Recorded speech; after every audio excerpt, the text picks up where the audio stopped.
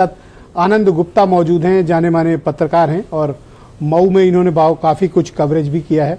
आनंद जी, आपका स्वागत है। जब आप लोगों को ये बात पता चली कल देर शाम, तो किस तरह के रिएक्शंस आप लोगों को वहाँ स्थानीय जनता के देखने को मिले? मुख्तार अंसारी को लेकर आप हमें क्या जानकारी साझा कर सकते हैं और ये जो कुछ भी घटना हुई इसको लेकर क्या ओपिनियन आप लोग रखते हैं?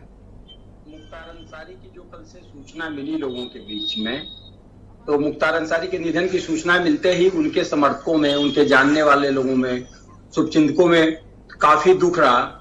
वहीं जो मुख्तार अंसारी से विरोध रखते हैं उनके अंदर खुशी हो सकती है, लेकिन उनके समर्थकों में काफी दुख था और वे काफी दुखी थे।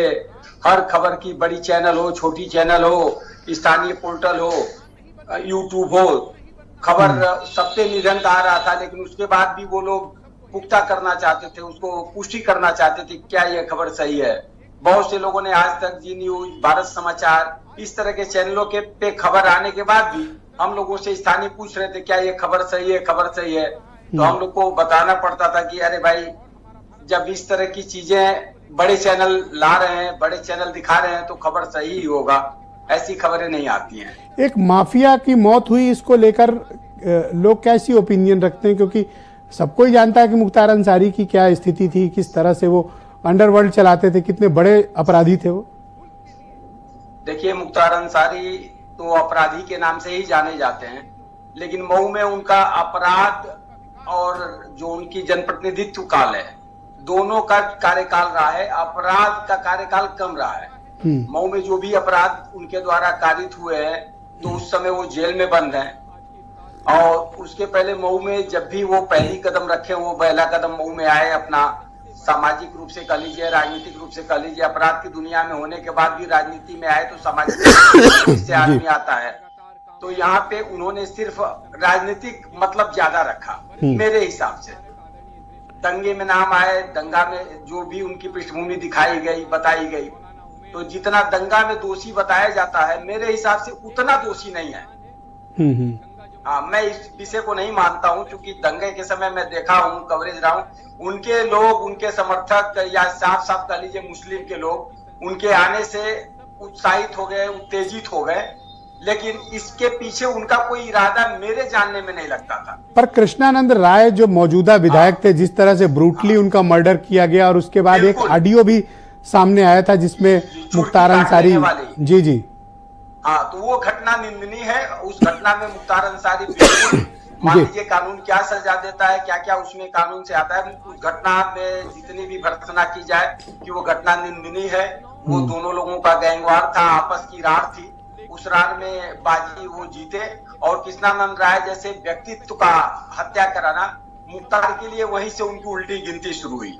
तो क्या अब अंसारी परिवार का राजनीतिक साम्राज्य खत्म माने, या फिर अभी लोगों की सहानुभूति बाकी है? नहीं नहीं, अभी अंसारी परिवार का राजनीतिक रसूख और जो भी मऊ, गाजीपुर या आसपास के क्षेत्रों में जो उनकी पकड़ है, राजनीतिक उनका पृष्ठभूमि है, वो मेरे मानने में अभी तो 2 साल तक कम से कम तो, और या कह लीजिए 2024 के चुनाव में तो खत्म होता नहीं दिखाई देता है। क्योंकि मुख्तार अंसारी राजनीति के किंग मेकर नहीं थे। मुख्तार अंसारी अपराध के किंग मेकर हो सकते हैं, लेकिन राजनीति के किंग मेकर अफजाल अंसारी है। ये अलग बात है कि मुख्तार अंसारी को बहुत ज्यादा महिमा मंडित किया गया, उनको बहुत ज्यादा परोसा गया, बहुत ज्यादा जनता के बीच में बताया गया।